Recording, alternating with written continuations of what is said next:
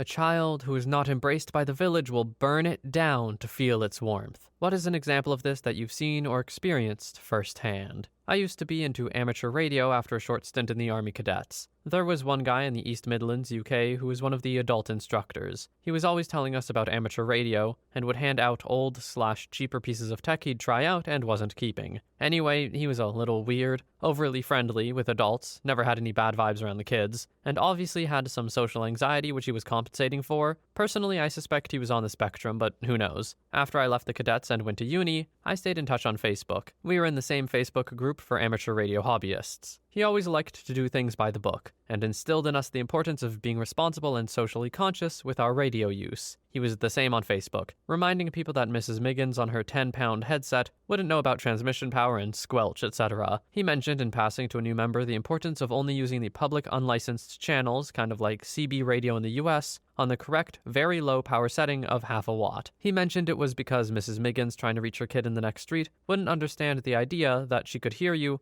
but couldn't reach you to ask you to be quiet a minute. He was correct here, and it's also a criminal offense to transmit at higher power on these frequencies, even though it's not enforced. Anyway, this got someone's back up, and he was kicked from the group for preaching. After unsuccessfully asking to be let back in, he set up a larger antenna in his back garden, set up a super fancy aerial atop it with a 30-watt transmission system. This is really quite powerful. He now turns this on for several hours a day on whatever channels the radio club/group are using to teach them the importance of good etiquette. This means nobody can use certain frequencies for hours at a time, as it just sounds like someone is having a one-way conversation on air. He probably could get arrested, but that doesn't seem to bother him at all. You know what? I really feel for this guy. When you have any sort of social anxiety or issues, being in a group is very important to you, and very important in general, I should say. And then to be removed from that group for really just being you, that's gotta suck, man. And while I think his revenge is kind of warranted, what I hope for more is that he finds another group of people to, I don't know, hang out with, talk about interests. Just a good group of friends who doesn't want to kick him out. Story 2. I worked in an office for Fortune 500. One of our longtime team members, G, worked as a level 2 employee for quite a while. She was good enough to be a level 3 or level 4, but never took the offer, because she was a single mom, relied on public transport, etc. Her friend P started at the same time she did and was a level 3, working up to a level 4. P and G were all good, until P discovered that G made more than P, because she was constantly getting merit raises and performance bonuses. One day, G made an honest mistake. Our client just switched to a different protocol for billing, and she accidentally did it the old way. It was a no harm, no foul situation, but P went to the level 4 employees and senior management and suggested G to be fired. They all went to HR, who said that there was no valid reason to fire her, but they could move her to a crappier team that would basically guarantee her failure. G realized what was happening and secured another job. We were going to be off for 4 days for Christmas, and G quit Thursday by leaving an after-hours voicemail. G knew that the message wouldn't be received until Monday morning, so she sent out an email to the entire building, timed to be sent at 11:59 Christmas Eve. The email detailed how P was having an affair with her brother-in-law while her husband was deployed, how one senior manager took this job because he was fired for embezzlement and lost his CPA license, and how one of our male level 3 employees requested a transfer because our married department manager was harassing him. We got in at 8, HR and IT got in at 9. It was a crap show Monday morning. Quite a few people quit that day, and to think, it all could have been avoided. Edit. I've run into G and P since then. G is thriving. She got a stern phone call from the company and they tried to withhold her last paycheck, but that was it. P is, well, a little more humble now. She was going through some serious crap at the time, and while that doesn't excuse any of the crap that she did, I think the letter was a wake-up call she needed to fix her life. Story 3. I work with kids who have mental health issues. Many of them attempted to take their own lives, run away, self-harm, or have an addiction of some kind by their mid-teens. They always have some kind of traumatic family life that's pushed them to that problem. One thing we see again and again is the poor kid who comes in after the parent or guardian has belittled them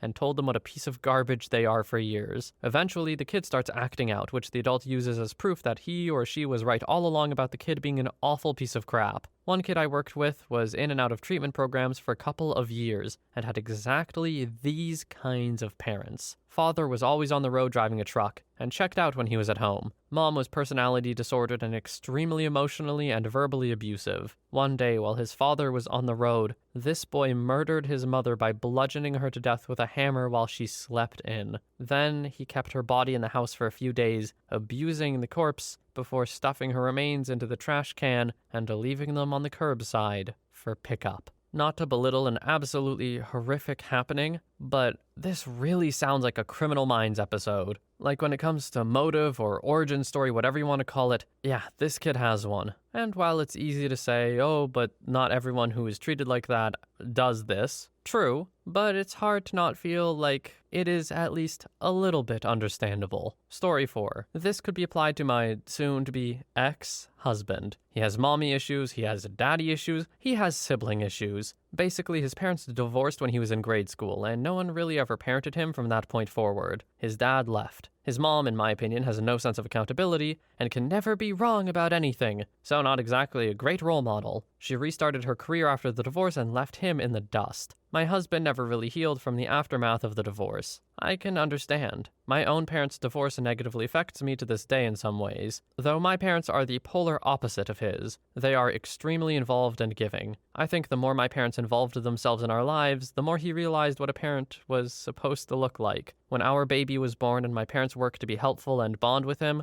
I think it almost showed a giant magnifying glass on the abandonment issues he had buried and run from his whole life. He cracked this year, ran away with someone, threw me and my loving family away, but briefly got the attention he was yearning for from both his crappy absentee parents in his time of crisis. That didn't last too long. He burnt our marriage and the life we had built over 10 plus years to the ground. He felt so sad and wanted me to feel as badly as he did, though any warmth he enjoyed from doing so quickly dissipated. He regrets everything. Update. We have been separated for months, but within the past 6 weeks, he's been trying to open the door. I've been patient with him and encouraging while he tries to find the right specialists. He called me tonight to tell me he's back with her, so I guess he doesn't really regret anything. And just FYI, I was still in denial about having to get a divorce. It's stupid, but I wanted to work through some of this even if we couldn't stay married through therapy. I'm 100% done. Story 5. My uncle. He was always the black sheep of the family, but turned out he had been carefully planning his future from the start. He got a full ride to his dream college, got a really well-paying job, got married, and now has a child who's a few months old. My grandparents, his parents, always thought he was a disappointment as he was their only son. He knew this, and they verbally abused him for a while about how he never lived up to their expectations. Turns out his parents and all 4 of his sisters ran themselves into quite a bit of debt, and he only found out as he was nearly done with college. They came to my uncle for help after he found employment, and he basically gave my whole family the finger and said for them to help themselves. I'm literally the only one of any of my cousins or siblings who bothered contacting him years after this whole ordeal. At the time, I was too young to understand what the hell was happening, let alone travel by myself. So I contact him via Messenger. His wife is a lovely woman. His daughter is so cute and gorgeous, and he is still the same strong, kind-hearted man that I remember. My parents know I'm in contact with him, and they don't care. I'll be staying over at their house for a little while next week, and I'm so glad I was able to meet my little cousin.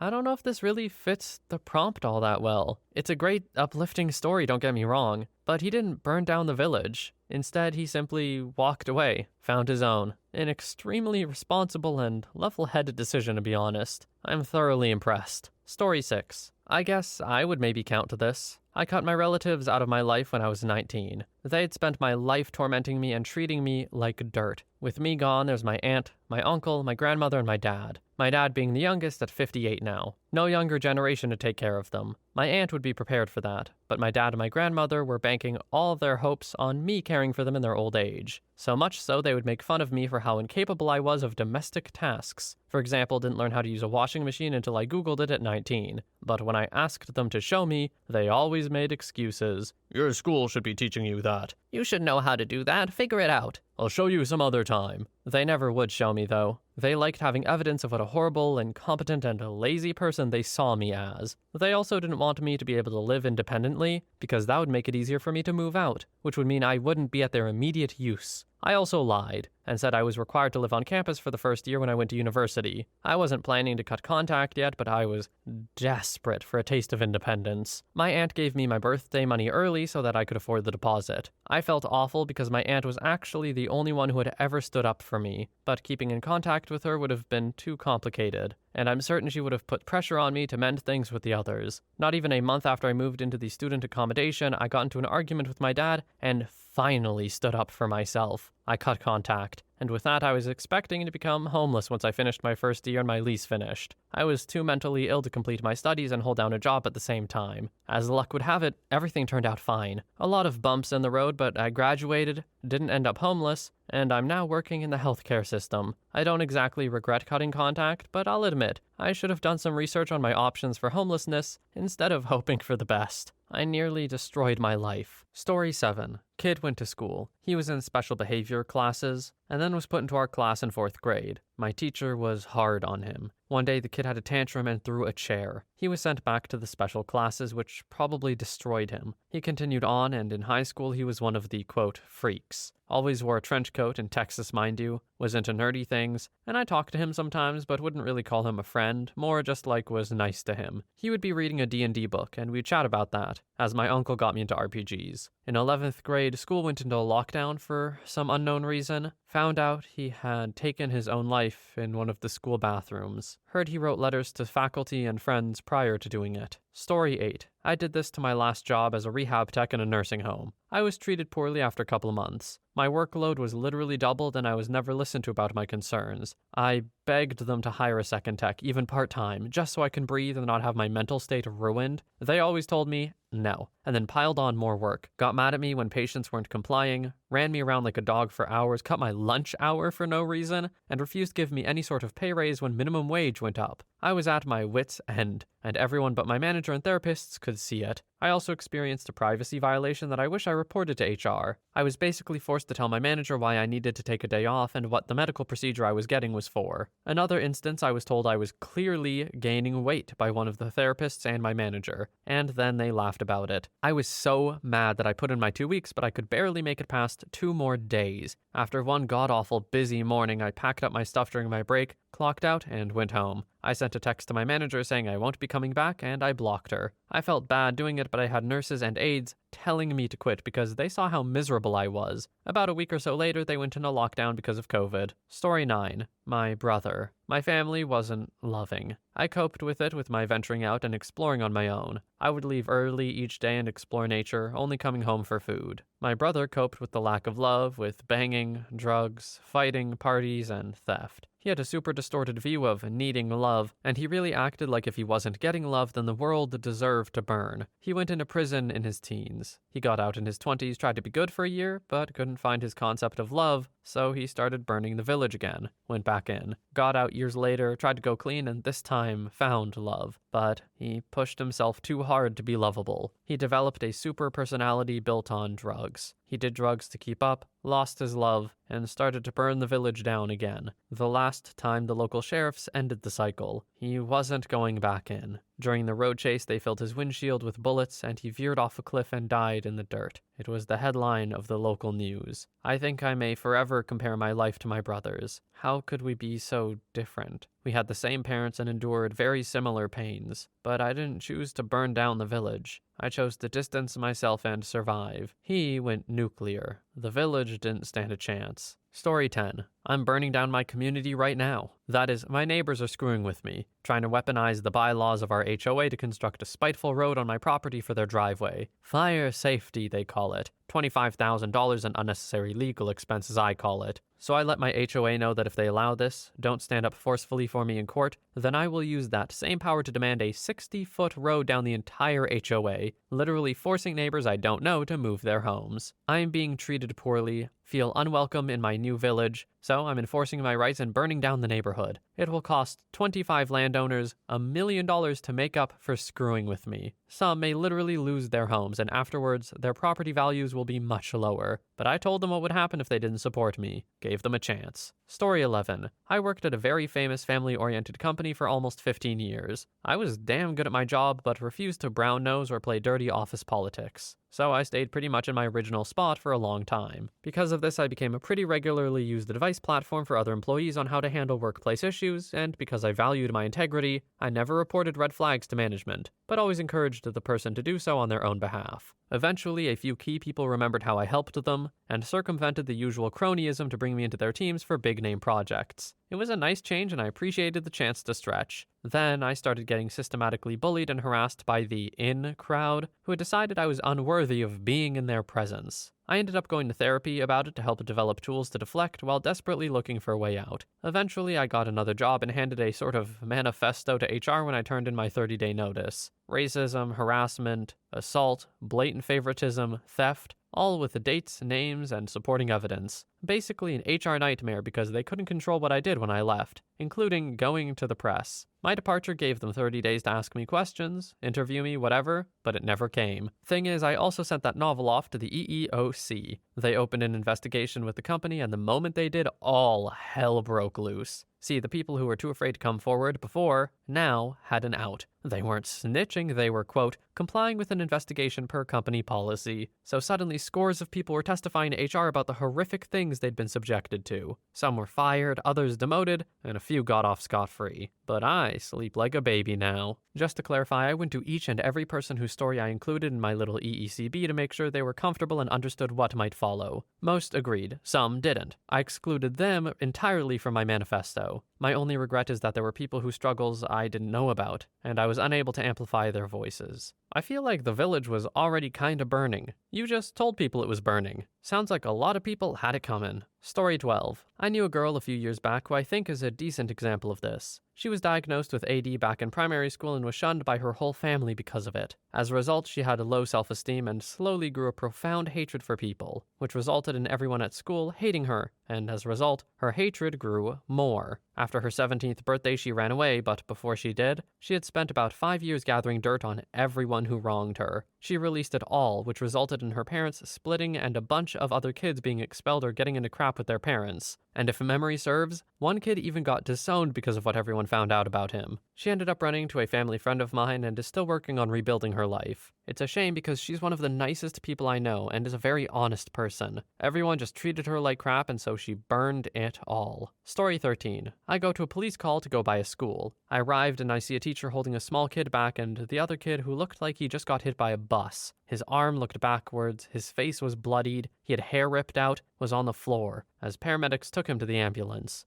I arrested the kid. While I had to question him, he said, and I quote, "I want to be noticed." It haunted me as I sent out a report to do a background check on the parents. Turns out kid was being neglected, and at school teachers reported that others would push past him and shove him and not even notice him. He was smiling, as he then said that people finally looked at him, how it's been so long since that. I felt horrible as I passed the case to a different person because I just couldn't handle it. I'm not sure it applies here, but that's the first thing that came to mind when I saw this. OP, I think this is a perfect example of this, actually. It sounds like this kid's actions were directly caused by how he was treated. And of course, there's no way to know for sure, but if I had to take a guess. Story 14. I don't know if it 100% fits, but I'll share anyway. There's this one kid I went to high school with. He was incredibly sheltered by his parents to the point where he couldn't even leave his driveway or even watch most shows on the Disney Channel. All of a sudden, his parents had a change of heart and gave him a lot more freedom. Well, he gets involved with the wrong people online and ends up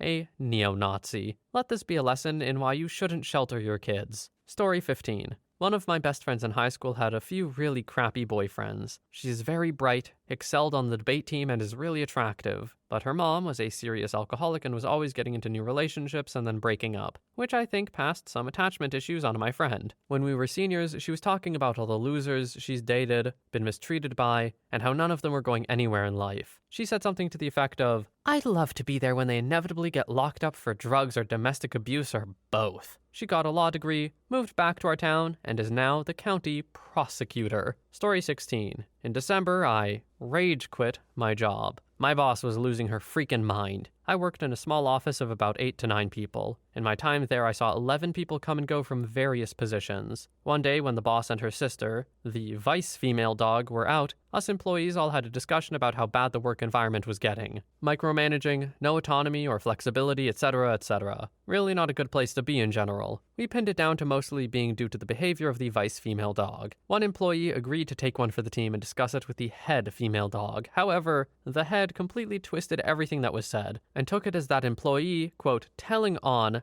everyone else for having this conversation. She had individual meetings with each and every one of us. She blasted us about what was said, and she was insistent on finding out who started it. She didn't buy it when we basically all said it was just a fluid discussion that was had, not some planned meeting called by a person. After the individual meetings, we had a meeting with all of us, where she told us it was absolutely unacceptable that we had this complaining session, and if we didn't like it there, she would accept our resignations immediately. She, quote, expected loyalty, and if we weren't loyal, we weren't welcome. We tried to reason with her in the meeting, telling her it was just some general concerns we had, and we agreed one person would present them to her, but she was having none of it. No solution for the problems that were making all of her employees upset. It was all about her and her sister. No concern for her indentured servants, as we called ourselves. I should have quit then and there when she said that she would accept our resignations, but I didn't. I did, however, start looking for jobs. I had an interview one day and I texted in sick. I'd quietly let one of my coworkers who I thought I could trust know about the interview. When I texted my boss, I got the response, "Good luck at your interview.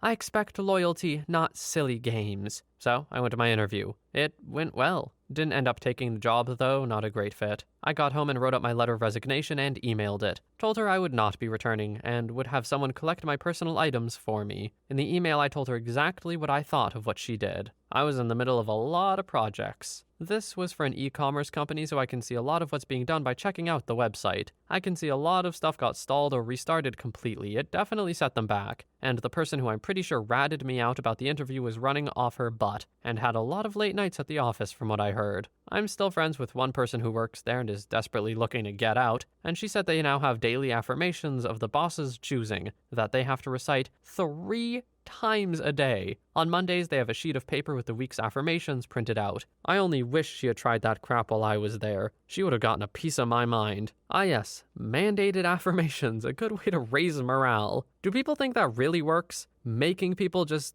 say happier or good positive things? It works if you want it to work, but if everyone's just like, you're an idiot, this is stupid, it's not gonna work at all. Like, affirmations have a time and a place, and the workplace for everyone, that's just not it. Story 17. Wife joined a therapy office that had existed for 4 years. She worked for 2 years doing basically everything. Think payroll and a lot of paperwork that ended up taking over 10 to 15 hours weekly that she didn't get paid for. She had been made equal partner after a year. She was never appreciated this whole time. After several final straws, she started her own office with 2 others, and ran the other jerk out of town in 6 months. 2 years in, now she makes more money with half the work. Story 18. I haven't experienced anything, but I saw this especially with this kid I went to school with. I wasn't great friends with him, but we were kind of like school friends, I guess. He came into school one day with a red face, and he just looked really tired and like he was crying. So being a good person, I asked him what's wrong in class, and he said he would tell me at lunch. When lunch came around, he told me he had fought with his parents all night about his grades. But keep in mind, he also worked all week, and only had Sundays off because his parents didn't support him financially at all. I told him not to worry about it, and that he's more than just his grades. But he kept telling me that to his parents he was probably just a failure. I was honestly really concerned about it, because he seemed legitimately depressed and such. Of course, I texted him later that night to try and make sure everything was okay. However, a few months ago, I learned that he moved out of his house at 18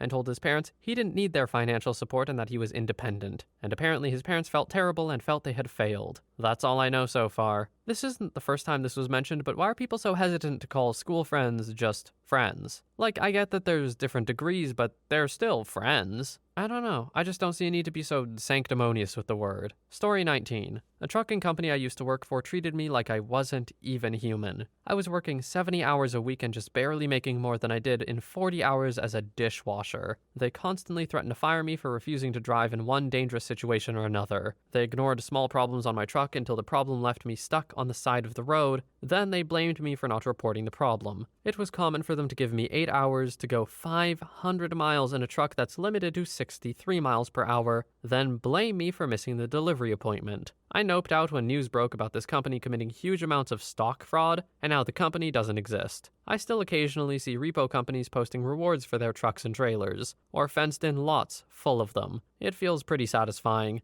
I feel bad for the 3,000 truckers they abandoned, but not for the office staff who took every chance they could to screw me over. Story 20. Me. My twin brother has Asperger's, and my mom would give in to him all the time. I had to give up a lot to appease him. I love my brother, but gosh, I resent him. My mom had 4 kids, and when my twin had a fit and said the most horrible stuff, I was told I have to understand his mind works differently. I had to go to therapy, and through the therapist was the only way I was able to communicate. It's better now, but I still resent him because he made me feel unwanted, and that I wasn't as important as him. Now when he's upset at me and my mom talks to me, I can't be understanding. If she tries to tell me, I shut it down because I can't deal with that bull anymore. Story 21. Me. Well, sort of. I worked at a body shop for 9 months. Was never really trained, never given any sort of support by the staff, just wanted to do my job, contribute and be helpful. But I had coworkers who were self-interested in impressing our psychopathic, micromanaging manager. One day, I was sick of it. I'd been pulling 70-hour work weeks for nearly a month. My leg was hiring, my mind was addled, and I was restraining myself from screaming at innocent customers.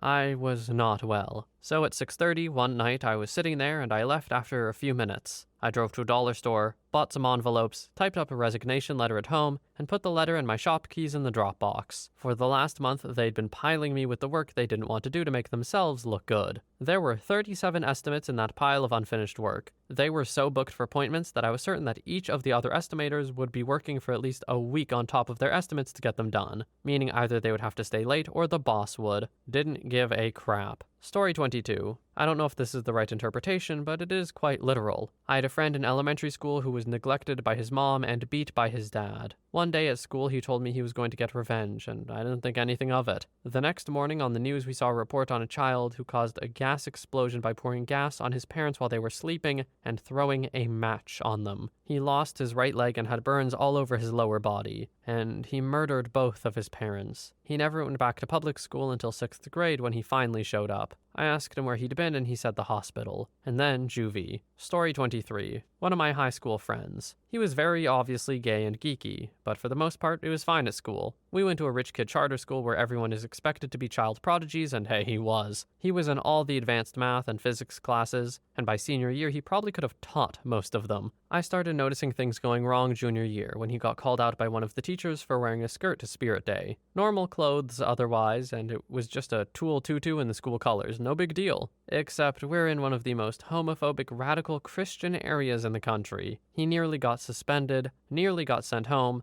and even though it was masked as a punishment for littering on school grounds, administration essentially canceled that year's Halloween party. I also remember the headmistress, government teacher, and financial lit/computer tech teachers all egging a significant part of the student body into using anti-LGBT slurs. The same crap kept happening our senior year, but when we hung out, he seemed fine. He was cool, essentially helped me graduate because he saved my butt in AP Stats, and was a part of the Scholars program at the school. I think he was like the 3rd or 4th in our graduating class overall. That summer, we met up a couple times for game nights, but we kinda drifted. I have severe depression, and that summer hit me like a bag of bricks, so I wasn't around to notice when things went south. I'll regret that for the rest of my life. The night before my first day of college, a mutual friend of ours texted me that he was in jail, and probably going to prison for the rest of his life. He had originally had a scholarship to Ohio State for engineering, full ride and everything. However, for some reason they decided to revoke that last second and leave him with nothing. On top of it, his dad was verbally, emotionally, and physically abusive, and said that he would end any of his kids who came out as LGBT. He decided the best way to pay for college was to rig his dad's car with a bomb and apply for government funding with a single mother.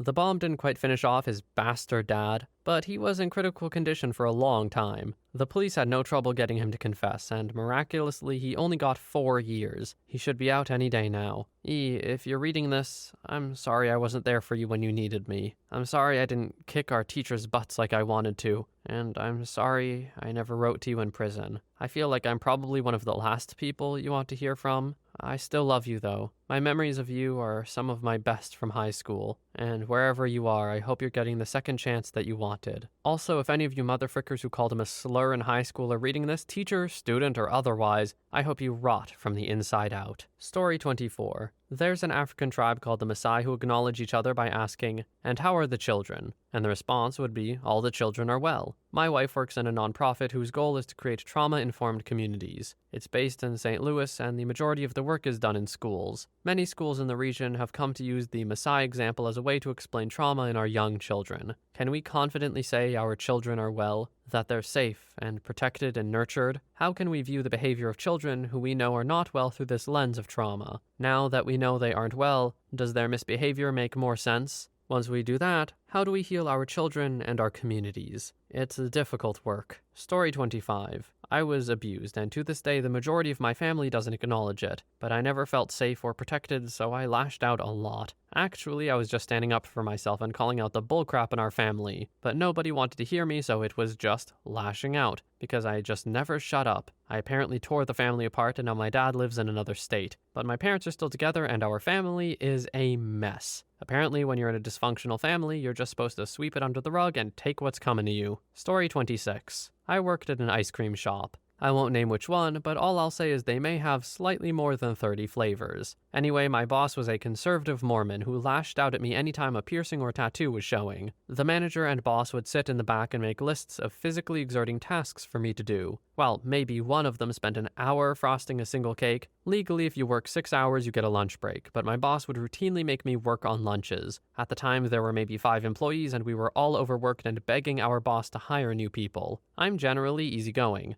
I'm usually chipper, hyper, and super happy, especially towards customers. It's just my personality that I want to help people and make them smile. I really got along with my coworkers, constantly cracking jokes with them and dancing. Always got closing duties done early and always made sure every task was crossed off. Over time, I noticed my paychecks weren't what they were supposed to be, by almost $2 an hour. Minimum wage had gone up, and I was a shift lead, so I got a $1 bonus. But I went through my checks and realized the math didn't add up, and I'd been cheated out of almost $3,000 from the time I started working until it was brought to my attention. I asked my boss about it, and she said because I didn't have the $1 bonus handwritten from her, it, quote, didn't exist, and she asked me to apologize to her for accusing her of cheating me out of my money. 2 weeks later, I came into work and she handed me my last paycheck and wouldn't say why I was being let go. When the other workers found out I'd been fired, 3 of the 4 employees quit that day. 4th being the manager who constantly harassed me and the younger girls. The others had been there less than 4 months and weren't very experienced. They were already overworked and stressed. I felt like I brought a certain kind of calmness to the chaos when it got busy, and I think I made working fun for myself and my coworkers because I knew how much it sucked being there, and I wanted to make the most of it with them. When they left, they said my boss cried. Immediately after, California was put on lockdown and she wasn't able to hire new people because no one applied. Long story short, she had to close, and has been closed since March 26th. I was let go March 24th. I drive past every day on my way home and they still aren't open. It's unfortunate, but I don't feel bad. Story 27.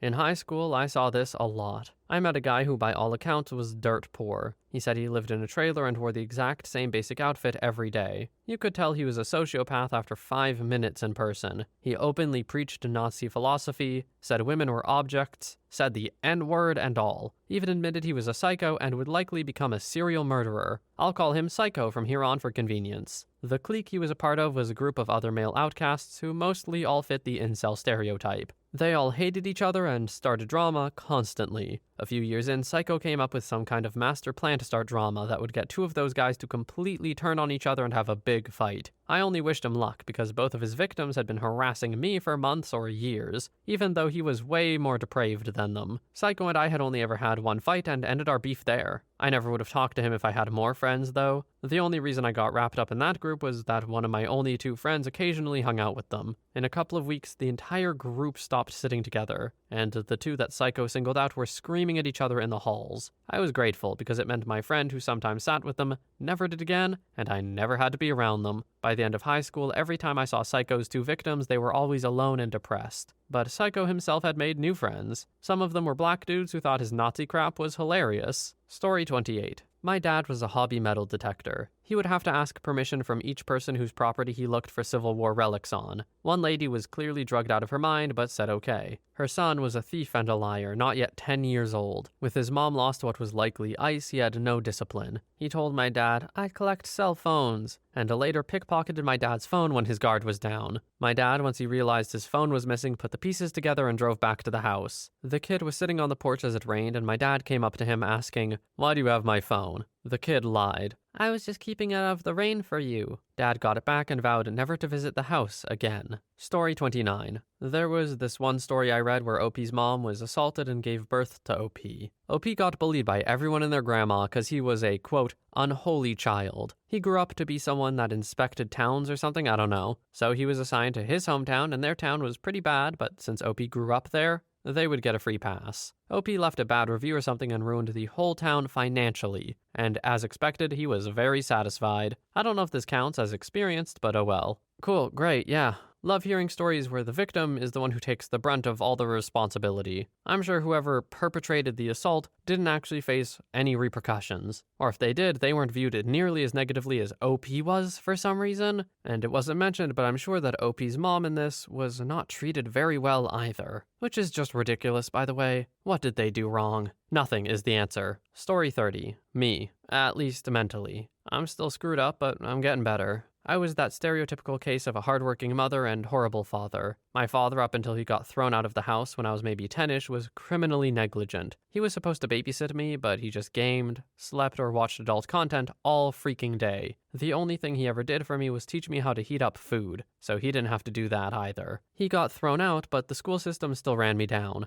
I was way out of shape and had almost no friends. Nearly the entire school hated my guts and tormented me daily to the point that, as a third grader, I was stuck in the center of a literal circle of kids that made fun of me and would run in, poke me, and then come back out to the outside of the circle. I could get them because of how big I was and how small they were. I got in trouble for trying to fight back before my mother came in and went nuclear on the principal. Things sucked like that for a while, until my mom got a new boyfriend and they married. The guy was nice for a time, but after a couple of years, he turned into a monster. Horribly abusive in every way except physical. I think that was when things peaked. I was a mess. I wanted to take my own life or his life. It was nasty as hell, and I'm ashamed of myself, but I still remember that feeling and how he made me feel. Hell, he still makes me seethe with rage, even though he's been out of my life for over a year now. He just upsets me that much. Due to him and other factors, I even went to the mental hospital for a few days when I told a doctor with a chiller voice that a lack of gun access was the only reason I was still speaking to her at the moment, which was more true than I would like to admit. I'm no longer a threat to anyone, and I'm nowhere near as much of a threat to myself, but I still remember those days, and I'm still depressed, partly thanks to everything that happened to me throughout my life. You might be thinking, where does the burn down the village part come into play? Well, that was with my near taking of my own life and murderous thoughts to purge my ex-stepfather from the world and make him pay for what he did to me. That, and the darker thoughts that some kids have when it seems like an entire school system tries to hurt you and beat you down.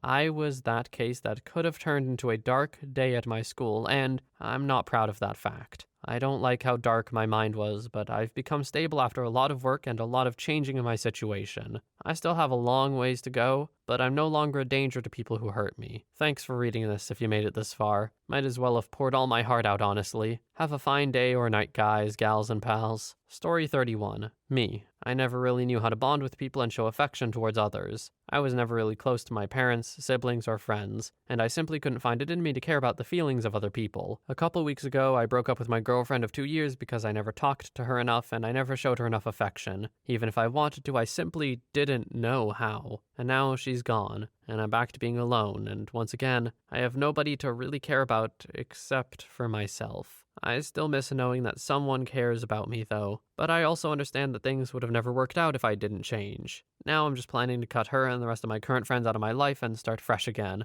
Maybe see how things work out, and if they don't, I'll try to find comfort in being alone, because the only person I can really understand is myself. Story 32. I feel like I'm a pretty good example of this. it's not necessarily a bad thing. I had it pretty rough growing up. My mother, E, lost custody of me when I was 2 years old. She was just generally unfit all around. At that point, she'd had my older half-sister, T, taken away a couple years before. The state gave me to my half-sister's paternal grandmother, K, since she'd had my older sister already. Unfortunately for me, this led to years of psychological, emotional, and physical abuse at K's hands. I tried countless times to report, to seek help from adults around me, even in my schools. I wasn't worth the trouble to most of them, but some just feared losing their homes or having trouble started for them, as K was the property manager in the co-op we lived in. T was of no help because she was raised as the preferred child. She was the one K wanted to raise. I was just thrown into her lap because no one else in the family would take me. I was never allowed to do the normal kid/teenager stuff. I was bound to the house, always cleaning, always grounded. I took regular beatings if even one speck of dust was found, sometimes just for asking a question, or hey, for no reason at all. My neighbors called me Cinderella. I know they knew what was going on. I sought help subtly and blatantly depending on how worried I was about the attempt getting back to K. E moved into the neighborhood when she gave birth to my youngest sister, making some sad attempt at reconnecting, and for the most part succeeding only due to K wanting T and herself to have a relationship with my youngest sister. She always said she made it work not just for them, but to benefit me as well, though the abuse made it very clear she didn't care even a smidge about what was good for me. To be clear, never once did K lay a finger on T or our younger sister, and T was always happy to cover K's butt so long as she was getting the newest things. Cell phones, laptops, makeup, anything materialistic. To be honest, I blame T for a lot of it. As conceited as it sounds, I think it boils down to her being jealous of me. She was a huge troublemaker, not good at school, talking to middle-aged men online,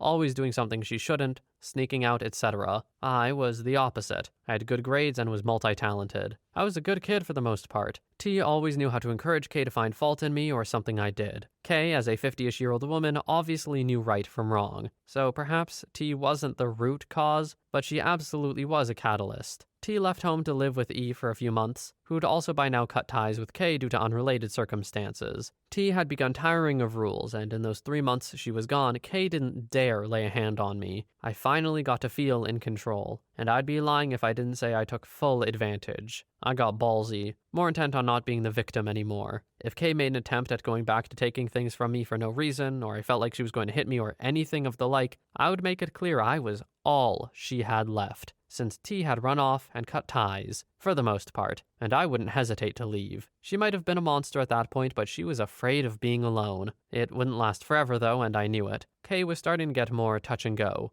A long series of events took place when I was 15, in which K was jailed for 24 hours on an unrelated charge, and I took the opportunity to try to run. T was still living across the street with E. E was still an awful mother, but my younger sister was brought up pretty decently, thankfully. She wasn't of much help, but she knew what was going on and did next to nothing. I used 2 neighbors I trusted, and the boy I was seeing at the time to make my escape, but ended up being found 24 hours later, when K was bailed out and released and discovered me missing by the next-door neighbor who was meant to be watching me at the time, not someone who helped me, and returned home, despite telling everyone along the way why I'd run away. K and the neighbor convinced almost all the adults who'd helped that I'd been lying about it all. Due to the charge K had been jailed for and some issues between her and other neighbors, we had to move to a condo a city or 2 away, with K's mother who needed in-home care, as her health was declining. I started working a job and most of my money was taken from me to help pay the bills. K didn't work, she was on disability. Then T decided that living with E was not as free range as she thought it would be, and wanted to move back in with us. I protested but was shut down,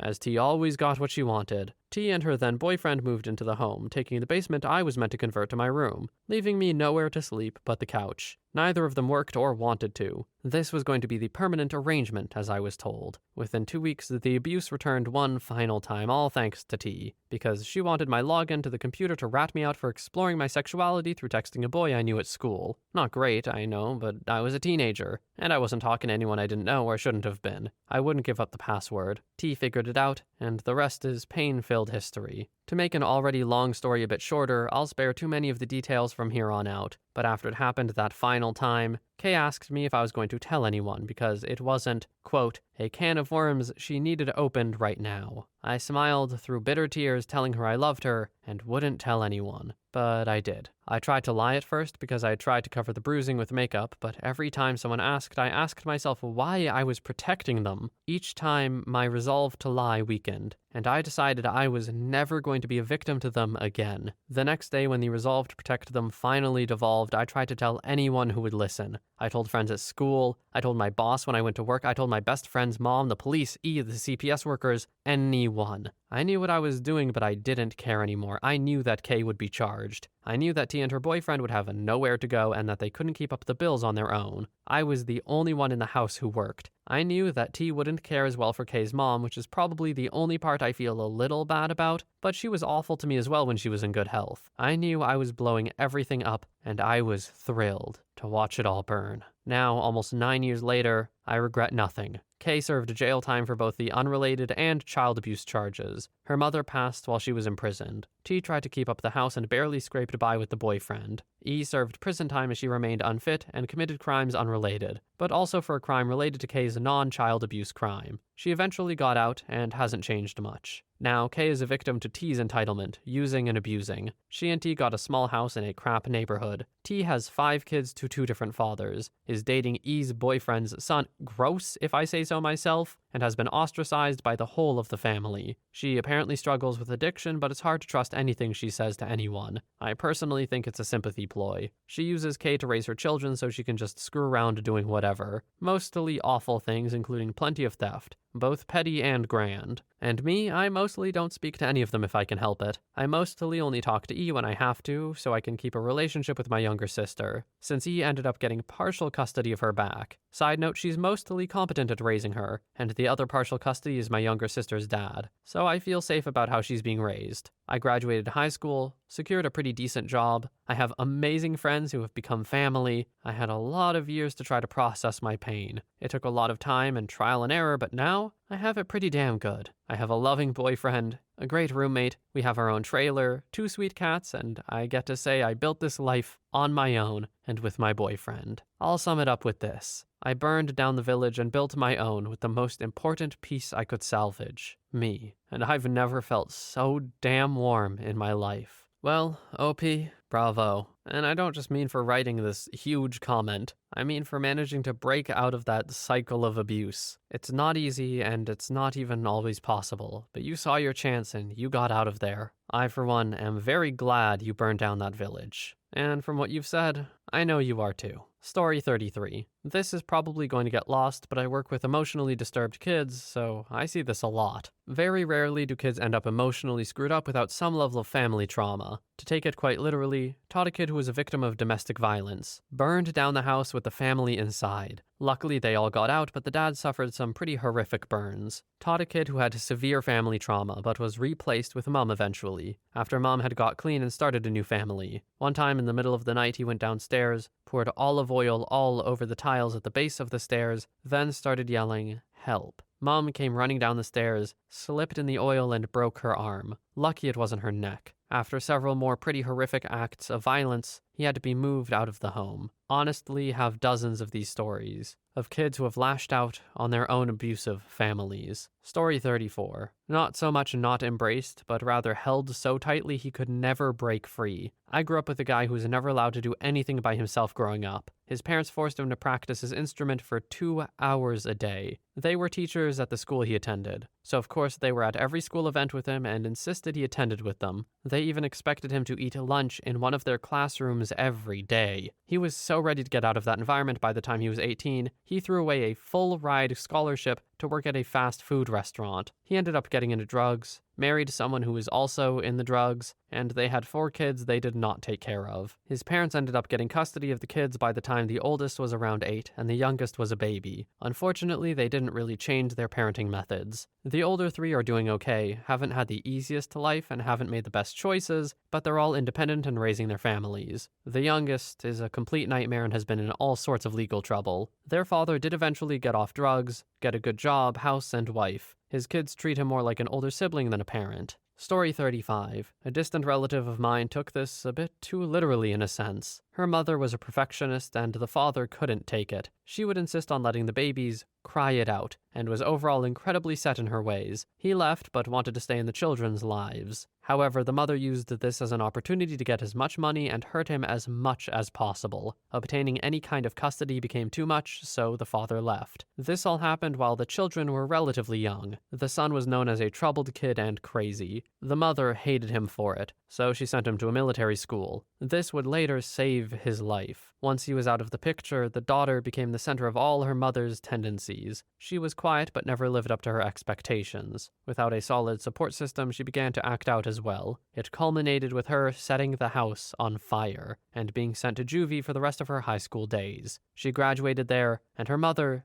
didn't even bother to show up. Story 36. Teacher at the school I grew up at, the type of teacher that loves to toss worksheets at kids, ended up in charge of the shop program. She ended up getting the funds for a CNC plasma table, plus a training on its function, maintenance, operation programs, etc. She didn't attend the training, but instead had one of her students, who was fairly bright, do it all with the assumption that he would just disseminate the information to the other kids because he was so passionate about the project. A couple months in, and being the gossip/small-town rumor mill type of person, she starts bad-mouthing and spreading rumors about the kid. As they got to know each other better, they apparently gained a disdain for one another. Because this is a charter school and the kid had transferred from a public school, he just told his parents he would rather be in public high school again. He quickly exited with all of his knowledge and perhaps one or two cables. Last I heard, she wasn't a teacher anymore, and the plasma table had to get sold off. Story 37. I ended up crying after I finished this story, but here goes. I worked as a nanny for triplet boys since 18 months old, and a little girl since birth for more than 4 years. Minimum wage, but free rent and food, so it's fine with me. 4 years and no salary increase. They were separating in the last few months of my stay, and I didn't bother to ask for a raise because I don't want to add to their problem.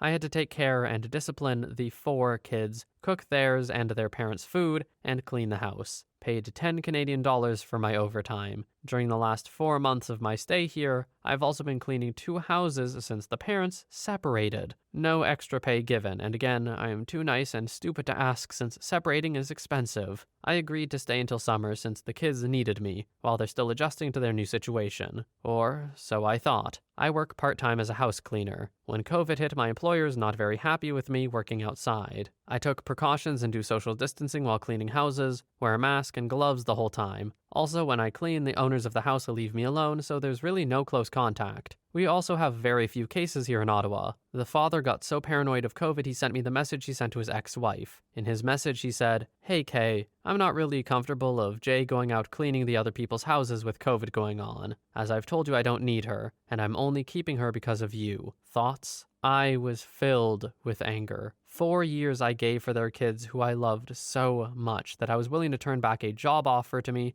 just so I could stay with them while they were adjusting due to separation. 4 years of hard work only to be told I am not needed, as if I'm the one who begged them to stay on this job. I thought I was part of their family. I treated the kids like my own children. They are my children. I told the father it's fine if they fired me. I don't care. I have a job waiting for me that I kept turning down because of them. Never mix love with your job, guys. You'll only get hurt in the end. Maybe it was a scare tactic to make me stop working outside, but it surely backfired on him. He said, sorry, he wasn't thinking properly. He said that they love me, and he was sorry he said those things and he has hurt me. They still need me, but no, I told him. You said it yourself. You don't need me. You can't leave. We have a contract. Contract's done. It was only a verbal agreement that I'll stay till summer, I said. Still, that's valid. You have to finish it. Yeah, but I can also resign and give you 2 weeks' notice according to the law. I resigned and left the house 2 weeks after. I was able to see the kids 2.5 months after I left. It was hard to explain to them why I'm not living with them anymore. They still seem to not understand it since I've been with them since they were very young and don't understand I'm just their nanny. It's hard because I really did love them so much, but I also have to accept they weren't my children.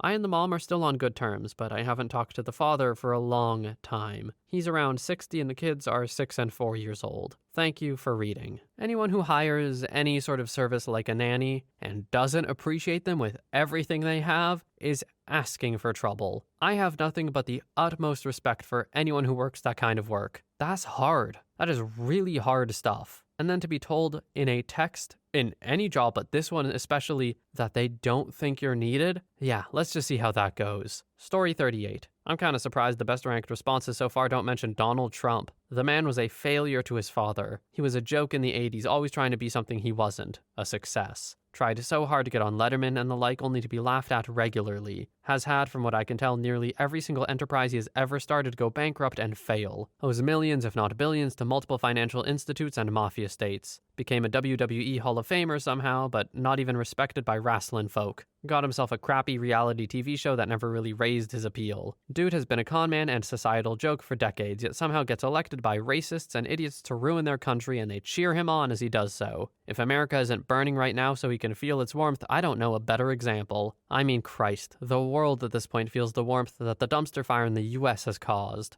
Story 39. When I moved to Georgia from Washington State at 11, I'm a military kid and we'd done it before several times, but this was different. We're black and it's the South, and I don't want to play into the stereotype of Southern racism, but I was never treated the same from the get-go, especially in school. Nonetheless, when school started, it was a tough adjustment. School in Washington ends in June while Georgia ends in May, and Washington starts again in September while Georgia starts in August. So I got less than a month of summer at 11, which isn't the biggest deal, it just kinda sucks. But when school started, I was assumed by teachers to not know the material or to not pay attention, etc. In addition, I found out that due to differences in testing, my score on gifted testing wasn't, quote, good enough to get into gifted classes in Georgia. This is ignoring the lower quality of education, but I'm not here for semantics. So I had to take the test again, and when the results came in, I passed with flying colors, with one exception. My teacher, who hadn't enjoyed me in the opening weeks of the school year, I was a fairly restless kid and the material bored me, told me I didn't have the, quote, motivation to get into gifted.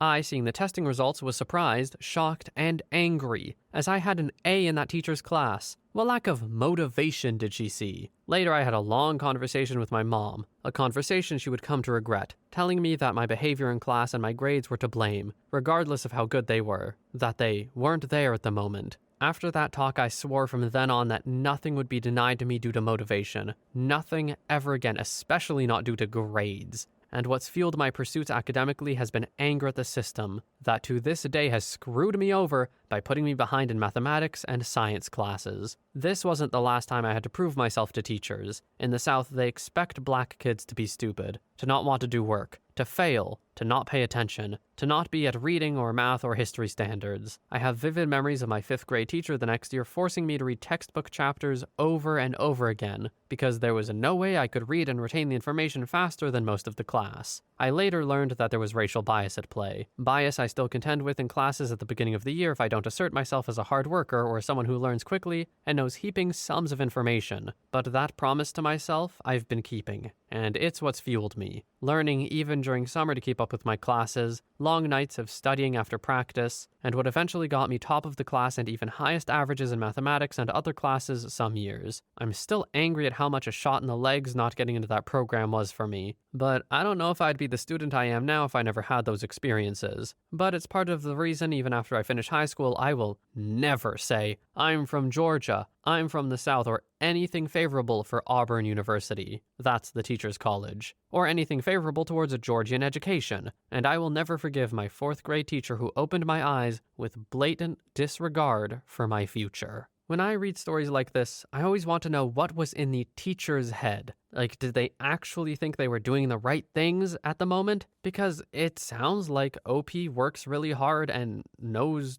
how to work and is a generally intelligent person. Of course, there's no way to know for sure, but I get the vibe. So what were these teachers thinking? Story 40. I went to a severely fundamentalist Christian academy in middle school. It was 5 years of constant isolation, oppression, emotional and mental abuse. I finally decided I was fed up with it all. I was 14 and failing every subject except for English because I didn't give a crap anymore about their brainwashing curriculum. I refused to go back and Mom acquiesced, promising to put me in public school the next year, hereby withdrawing the exorbitant tuition that the school was allegedly in dire need of. Oh yeah, a new church steeple and new trees and pavements are so needed. The following year, funding fell through for the new year and they had to close. Good. Screw 'em. I still have nightmares and I'm 27 now. I wasn't the main cause for their financial ruin, but I would like to think my rebellion indirectly screwed them over. Story 41. My bio mom told me I was dead to her when I was 16. I'm 30 now and I still have no idea what made her say that. I know she hated I was into heavy metal and I played in a band, but it had nothing to do with her. Everything was a personal personal attack on her, and she would retaliate against me for things I didn't even do or intend to do to anger her. She was full-blown narcissistic personality disordered and pretty malignant, kind of like an annoying middle school female bully. I would do whatever it took to make her shut up because she was so annoying.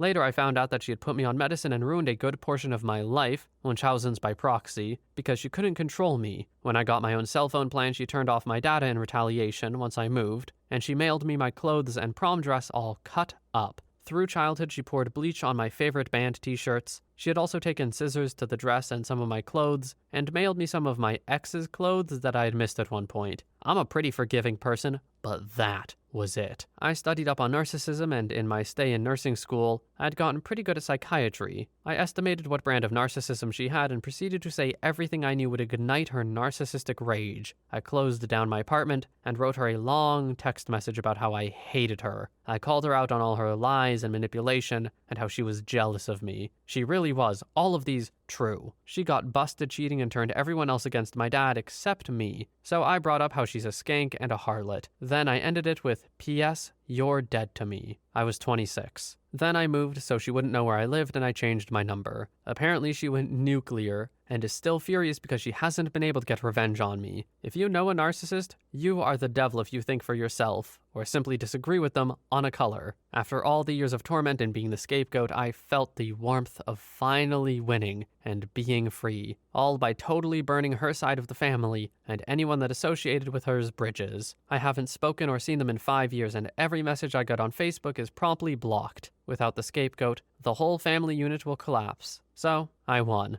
I got myself into counseling and I'm doing very well. I'm moving very far away once it's safe, and I'm going to start over. Okay, this story started and I was like, OP, this just sounds like a success. Like, oh, I got out of there, I did it, I made a name for myself, or I am successful and happy, which isn't really burning the village.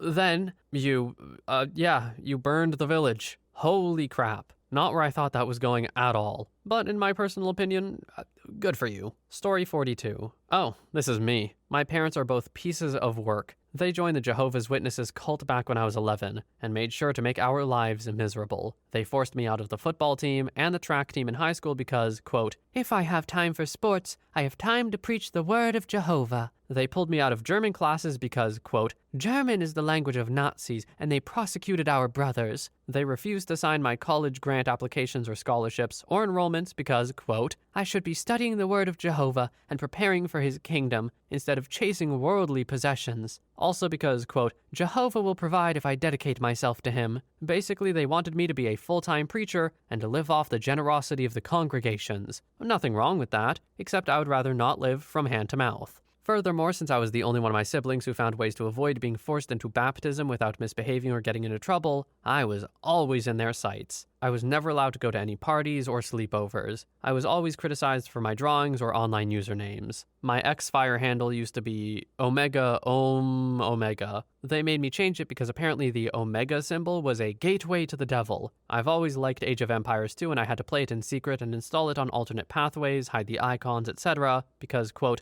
learning to play war is a sin. I was forbidden from submitting content to DeviantArt because deviant was another word for demon. All in all, terrible time. Fast forward 15 years and my parents are now divorced. Obviously, I grew up to be a sarcastic jerk. I'm also a cynic, but hey. And because of the time and forced participation I endured, I know all of their lore. So for the past 5 or so years, I've been ripping on them every chance I get about their sinful divorce, about how they acted one way in the congregation and a completely unchristian way at home. I've straight up called them hypocrites to their faces. I've named them the reason why I'm an atheist and have a loathing for their cult. As a side note, none of my siblings remain in the cult. They've all found ways to get themselves expelled, and every one of them has given their "go screw yourselves, you lunatics" speech on their way out. But that's not enough, really. So I've showed up to their respective congregations and openly discussed all of their dirty laundry to their elders, to their faces. At my dad's, I showed up uninvited, and he knew right away something was up. I met with some of the elders whom I knew from way back in the day, and would ask them if X or Y behavior was acceptable. They would tell me, of course, it wasn't, because reasons. And I would ask them why my dad was allowed to give sermons and speeches if he was engaging in such behavior openly. Dating apps,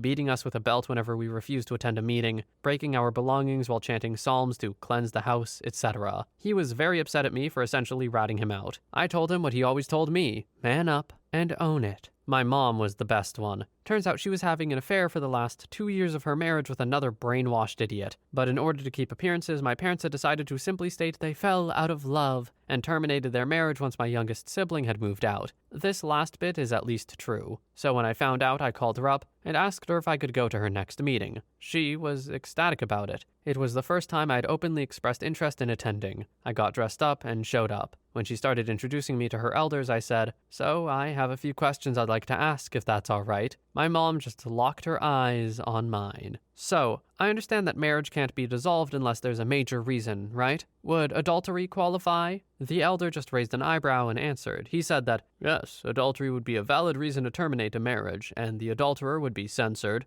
Censoring basically meaning they stop talking to you, and you aren't allowed to preach nor participate in the congregation, but you can still attend. And my mom grabbed my arm and squeezed it. I ignored it, didn't even look at her. So I asked in a slightly raised voice, "So what would happen if, for example, my mom, who was having an affair with an elder of a different congregation, were to lie about the reason of her divorce and move to another congregation to cover it up? Would she still be allowed to meet and preach and participate as she has been so far?" A few heads are turned my way now. The elder just froze and gave me a smirk and a nervous laugh and then looked at my mom. The entire time I have a smile on my face just locked on the elder. He cleared his throat and asked me to discuss this in a private setting. I declined. Why should the truth be hidden if the whole point of preaching the word of God is to make it known for everyone? At this point, my mom called out to me and asked me to please follow her to one of the side rooms. I declined since I was having a conversation and didn't want to be rude and leave the elder standing there. Not until I got my answer, of course. So the elder made up some bullcrap, case-by-case likely story and asked me to please go with my mom and discuss it with her privately. She was upset. How dare I humiliate her like that in public? Well, Mom, you're supposed to be an agent of truth and a beacon of merit. How dare you lie to these good people and hide your true nature, you hypocrite? Needless to say, we aren't on speaking terms. She was censored and eventually she stopped attending altogether. I've heard from my cousins who still keep in touch with her that she has renounced her faith because they treated her like crap afterwards. So much for the love of the congregation. My dad is a bit of a different outcome. He stopped attending because of the great shame I caused him, but he understands I was right in doing so, as he was being a hypocrite by continuing to attend. But he has no intentions of stopping his behavior. He continues to pray before every meal and reads the Bible constantly. He doesn't preach or gather, and most certainly doesn't talk to me about religion or, quote, being a good Christian anymore. He's also introduced me to like 3 of his girlfriends, so I don't think he'll be going back. I might catch some flack for this, but I don't know if I'm on OP's side here. Like, being completely honest, cutting their parents out of their life, absolutely. 100% right, yes. Take your life, make it your own, and separate yourself from what you think is a bad influence, and, okay, is a bad influence. But to just blow up both of their lives like that, potentially, I don't know. In my mind, it almost seems like overstepping. I get the whole revenge aspect of it, and it probably felt great, I won't lie. But it just seems like a lot, because it really was just revenge. I don't know if I would believe OP if they said they were trying to help their parents with that. And hey, as I said, I might get flack for this, and some of you might completely disagree with me. Fair enough. It's just how I feel about it. Story 43. I was a youth counselor in my 20s. I worked with troubled kids of all stripes. Some ex-gang members who had shot people, some middle-class suburbanites who ran track and wanted a place to hang out on Wednesday nights, and mostly a lot of kids with disengaged, inattentive parents dumping unconfronted trauma on their children. All of them good kids. I was an unpaid volunteer. Love these guys. I'd be driving all over town to find 1 or 2 who were ragged out on cough medicine because they couldn't get booze yet, and literally carry them to the front door of their parents' house. Every one of them had a good heart, problems or no. Then there was Devin. He was handsome, athletic, and his parents had money, but they were entirely absent. When you work with kids, you see plenty of poor families where the adults are busy making ends meet. But there's a difference between can't be there for you because bills are due and won't. Devin was hollow. The emptiness in his eyes, along with the rabid hunger for human affection, it felt dangerous. One of the few kids who were closest to him would tell me how absolutely distant and uninterested his parents were in him, how they would buy him anything but denied him the attention and affection he needed. That level of emotional starvation coupled with an Amex and good looks, you've got a dangerous combination. I think it was easy for him to form surface connections, but never enough to stop feeling absolutely alone. Anyway, I moved on from that part of my life, and aside from the occasional wistful memory of old times, I didn't think much about him, until I heard his name on the news, when he took an assault rifle in a Sutherland Baptist church and murdered 26 people. The most frustrating lesson from those years was knowing that whatever I did to help the kids, it was always the parents who really needed fixing. Story 44. A little girl was assaulted by her paternal grandfather. She was around 6, but the abuse had been going on for years. The girl's mom finds out, moves to press charges, and cuts contact. One day they have a meeting with the DA where the mom thinks she'll be given the next steps to the case. Instead, it turns out the grandfather's kids, including the little girl's dad, who is still married to the mom, went to the DA and convinced him to let the charges go. Furious and now powerless, the mom types up letters going into detail about what the grandfather did, prints them, and places them in every mailbox she can find near the grandfather's neighbors. That little girl grew up, got therapy, and no longer speaks to her father, who continued a relationship with the abuser until he died 20 years later, when he fell out of bed and broke a vertebrae and spent several very painful days in the hospital. Screw that geezer. Well, I always love a happy ending. On a serious note, though, I do hope the little girl is doing much, much better now. And seriously, screw the dad side of the family. Come on. Defending an absolute piece of garbage, by the way, makes you a piece of garbage. Anyway, on that happy note, that's the end of the video. Thank you so much, everyone, for watching. I hope you have a wonderful day or night wherever you are, and I will see you in the next one.